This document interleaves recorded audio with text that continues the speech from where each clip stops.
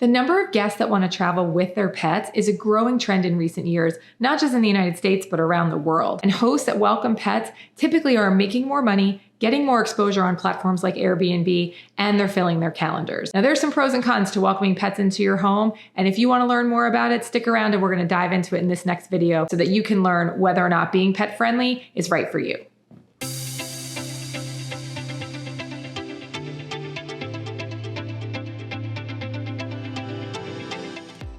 What's up, everybody? Welcome back to Secrets to Short-Term Rental Success. My name is L'Oreal Keaton, and together with my husband, we currently manage or own about 25 different short-term rentals in the Great Smoky Mountains.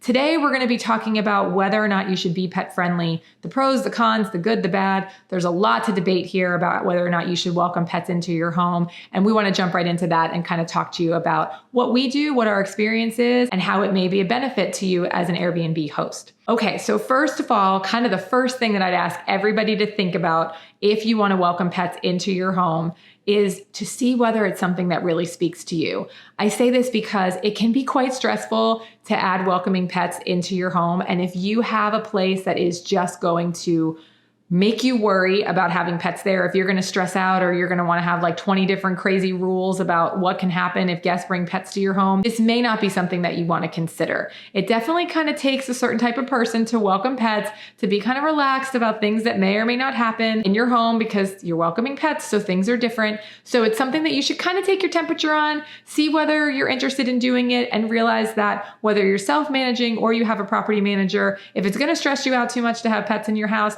then don't do it. That said, if you're interested in welcoming pets, maybe you're a pet lover already yourself and you understand and like to travel with your own pets, then welcoming pets into your short-term rental can be quite lucrative. Okay, so once you've kind of taken your temperature on whether or not you're going to be a stressed out mess with welcoming pets into your short-term rental, if you decide you're up for the challenge and you want to do it, then just know that there's a lot of ways for you to make money as a short-term rental operator that welcomes pets into their home. So if you've decided that you're not going to be a complete stressed out mess by welcoming pets into your short-term rental, then just know that there is a lot of ways that you can make some additional money by being pet friendly. We're going to talk a little bit more about that later in this video, but once you've kind of decided to get on board, be pet friendly, kind of taking your own temperature, so to speak, then the next person that you need to speak to is your cleaner. They are super important. They need to be on board with you being pet friendly. So you want to talk to them, find out first and foremost, are they okay with it? Are they willing to clean your short-term rental if you welcome pets there? And then next you need to find out, are they going to charge you more money?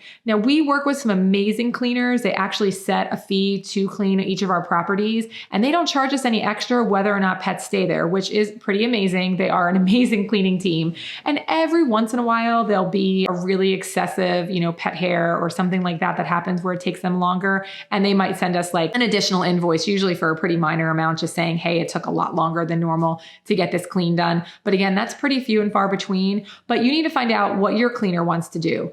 Also, you need to make sure that you have a top-notch cleaner because cleaning up after pets does take more time. It's harder work. They need to have the right equipment because the last thing you want is for new guests to arrive at your property and find pet hair all over the couch from the last guest that stayed there. So that's not something you want. Make sure you have a top-notch cleaner. Find out what they're going to charge you and make sure that that fee structure is going to work for your short-term rental. Because, for example, if they're going to charge an extra $150 to clean up after a pet, that may not really make sense for your property if you have to raise your cleaning fee that much or have, an exorbitant pet fee. It's going to turn guests off. So talk to your cleaner, make sure they're up for the task, that they're on board. Hopefully they're pet friendly or pet lovers themselves, and they're excited about doing it. You need to get them on board. Okay.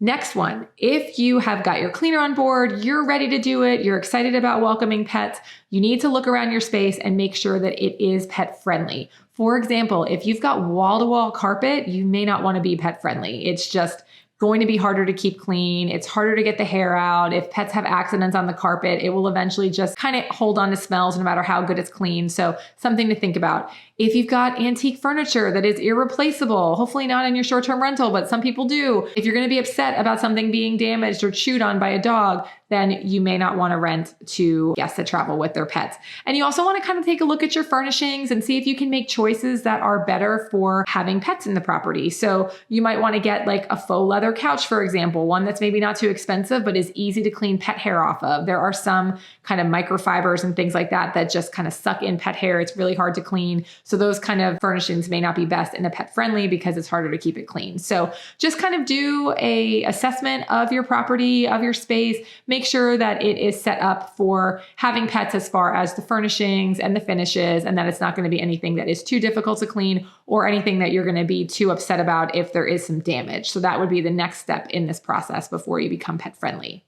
Okay, so now once you've looked at your space, you've kind of thought about it for yourself, you've talked to your cleaner, everybody's on board with being pet friendly.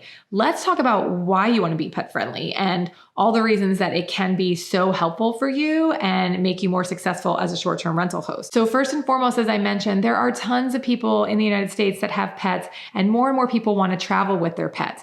One thing that a lot of people don't realize is that many guests, when they first book their Airbnb or their short-term rental, a lot of them look for pet-friendly listings, even if they're not going to bring their dog. A lot of them want to have the option. They may be booking months in advance. They're not sure yet whether they're going to board their dog, have a pet sitter stay with it, but they want the option to bring their dog if they can. So if you're pet friendly, you are going to appeal to an entire group of guests that those houses that are not pet friendly, those people will never be seen. Their listing will never be seen by anybody that is searching for a pet friendly listing, even if they decide not to bring the pet with them. So it's a huge thing that I think a lot of people don't realize, that you're going to get more bookings. You're going to make more money if you're pet friendly, particularly on Airbnb. Pet friendly listings, they just get more traffic. There's more guests looking for properties that are pet friendly. So it's a great way to make some additional revenue. You can collect a pet fee, which we're going to talk about, that can bring you more money. But again, the visibility, the bookings that you can get by being pet friendly, there's just so much more opportunity there. And you're going to kind of blow the competition out of the water if you've got a great listing and you happen to be pet friendly, because more guests are going to see your listing than those ones that don't welcome pets. So great thing for you to think about.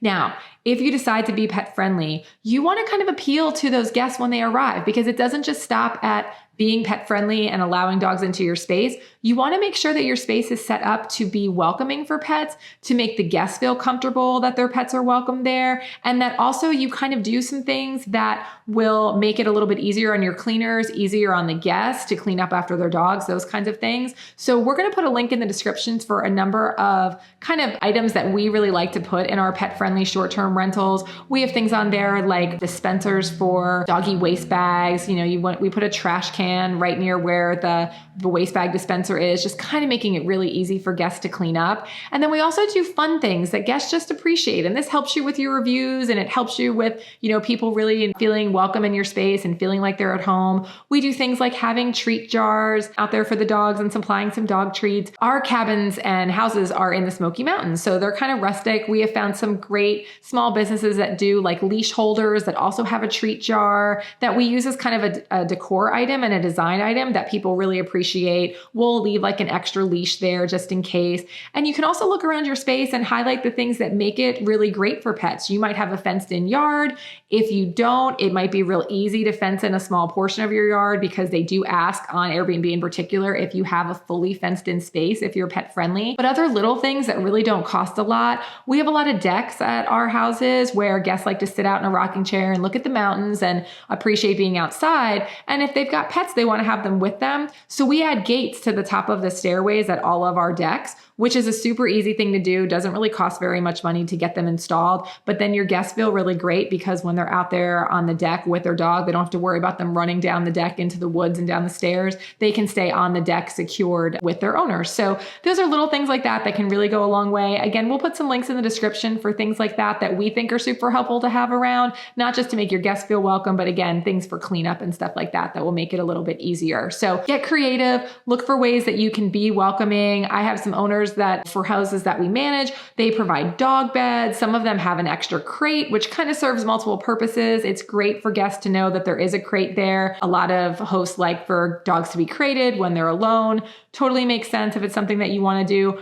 Providing the crate is great. Some of them leave like pet food and water bowls, lots of things like that are super welcoming and really kind of hit a nice note of hospitality for your guests, where they not only feel welcome in your space, but that you took the time to welcome their pet as well. So those are all things that you want to think about. Additionally, we're going to put a link to a website in the description below for bringfido.com, which is kind of an amazing website. There is a lot of marketing out there for guests that are traveling with their pets. And on that particular website, you can list your short-term short-term rental as pet friendly. Put the details in there as to what your pet fee is, how many pets you welcome, all of that. And it's another way that guests can book your house on a pet friendly website. So I think this is a trend that's going to continue as far as marketing to guests that are bringing their pets and being able to put short-term rentals and hotels and things like that in front of guests that are traveling with their pets. So again, I'll put the link in the description, but that's something that you want to think about if you're pet friendly is look for these websites where you can list your property as a pet friendly short-term rental, because it's just going to get you more traffic and more bookings. And a lot of these sites you can list your property for free. So something to check out as well. The last thing that we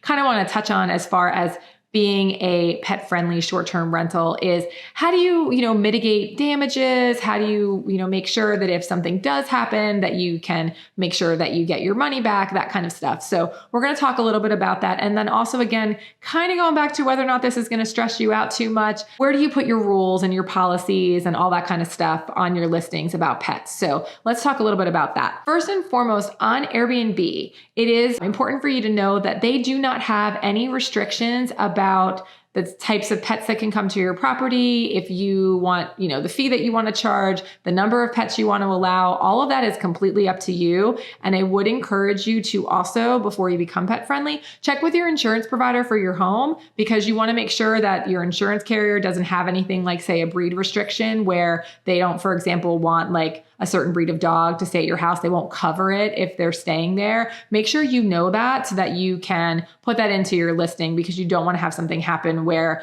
there is a guest that stays with a breed that is not covered by your insurance. And not all companies do this, but some do, and that there be a problem. So keep that in mind. So you want to check with your insurance company as well. And then on Airbnb, I suggest that you write it in the things to note section for guests to know. You also need to put it in your house rules. But again, if this is super stressing you out, then you don't want to, have so many rules that it doesn't feel welcoming to the guests. And that's always a fine balance, but you don't want to have a $200 pet fee and only allow dogs that are under 10 pounds. Like, that's not going to be very welcoming to people. They're not going to want to pay $200 for their chihuahua to come stay in your house. So you've got to really think about that kind of stuff. Make sure that it makes sense for you. Don't have a ton of crazy house rules that make people feel unwelcome. And again, just see whether it works for you. So for example, some of the things that our cleaners have requested, which we think are really reasonable, that we put into our house manual and also we've put into our house rules, are things like they would like it if the dogs are not on the furniture and the bedding. It's a lot harder to clean up if they've got dogs all over the couch, a lot more dog hair, that kind of thing. Now, do all the guests listen? No, they definitely don't. But we put it in there, and some guests are super respectful. And I've had people bring their own pet covers for the couches because they see beforehand that we just ask that they're kept off the furniture. And then they'll send me pictures of, oh, look, we covered the couch, but our dog always likes to lay on the couch. That's amazing. People really do go out of their way to try to help you if you're welcoming to them. So think about that kind of stuff. If you need to have breed restrictions, if you want to have size restrictions, all of that kind of stuff, or your Airbnb listing needs to go in your house rules or in that things for guests to note section. And it is important for you to know that there is only one thing that you have to be aware of when it comes to welcoming pets on Airbnb, is that if a guest says that they have a service animal, you're not allowed to charge a pet fee. You're also not allowed to tell them no. So we're going to do a whole separate video about service animals, but just know that everything that I'm talking about with regard to having size restrictions or setting your pet fee or any of the kind of rules you want to have, they're all well and good, and you can do that all through your Airbnb listings. But if the guest says service animal, it's a whole different ballgame, and you can't charge them and you can't deny them. And again, we'll talk about that in a future video to come. But back to just having regular pets there. Again, set everything up clearly. You want to make sure that it says laid out well for the guests, what you allow and what you don't allow. And think about things like, the number of dogs that you want there, that kind of stuff. Because I've had people ask me, can I bring 8 dogs? And I'm like, that's a little excessive. We're not bringing 8 dogs to the house. I've had that happen. So you want to just make sure that all of that's clearly laid out. And if you're going to charge a pet fee, I certainly recommend charging a pet fee. It serves a number of purposes. First, if you charge a pet fee, it gives you a little bit of extra revenue, which is great. You're going to make some more money. If your cleaners are charging you extra, you want to absorb that cost by utilizing your pet fee. It also helps you with things like supplies. If you're supplying doggy waste bags or treats or things like that that you have to restock, then charging a pet fee helps with that, as well as just some normal wear and tear stuff that's going to happen. You've just got a little bit of extra revenue for things like that maybe you've got to replace more often because you're welcoming pets. So that's pretty important. But something that you should know is on Airbnb, the pet fee is hidden to guests that are searching for listings that are pet friendly. So what happens is if they're searching with a pet and they click on their search so that they include a pet in their kind of guest, so to speak, that's where it is on Airbnb. It's under number of guests. You can add a pet.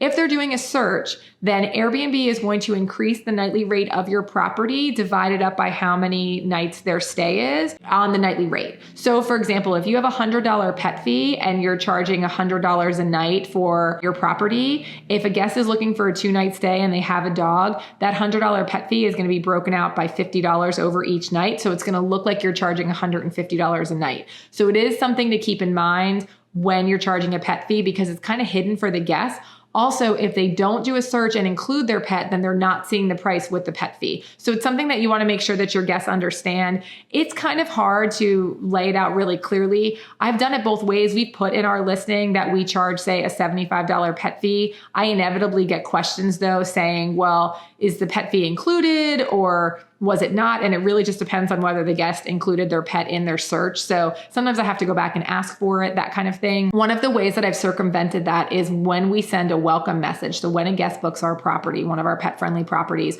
we send them a welcome message. In that welcome message, it says, hey, just a reminder, if you haven't already, please tell us about any pets that are joining you for your stay. That's how I kind of catch where guests may have booked a pet-friendly property, but they didn't include their dog in their stay, and they're not getting charged the pet fee because they didn't include them as a guest, so to speak. But inevitably, people will tell me that they're bringing a dog, and then we can have that conversation about what the pet fee is and that kind of stuff. And, be reasonable. I mean, I've had people bring multiple big dogs. You would never know they had dogs on the property. They do an amazing job cleaning up after them. And then I've had guests that are coming and they literally have like a teacup Yorkie that is like 5 pounds, and a $75 pet fee seems silly. And, maybe I charge them $20. So you just need to kind of take your temperature on that and see what works for you. But just remember that you're in the hospitality business. And if you want to be pet friendly, then go for it, go all in, have some fun with it. Be relaxed about it. You'll make some extra money. You're going to get a lot more bookings, and you're also hopefully going to have some fun. And you're going to find that guests are really warm and welcoming about the fact that you also invite their furry family members to stay. That's something that's gone a really long way with us, and hopefully you'll find the same as well. There's so much more we can talk about when it comes to pets. We would love comments from all of you. Please comment below what you found with being pet friendly, or what maybe you might be nervous about by doing it. Any questions you may have about it, we would love to hear from you. Also, like and subscribe to our channel. We're going to bring you lots of great content about being a successful short-term rental host. Thanks so much for watching, everybody, and we'll see you next time.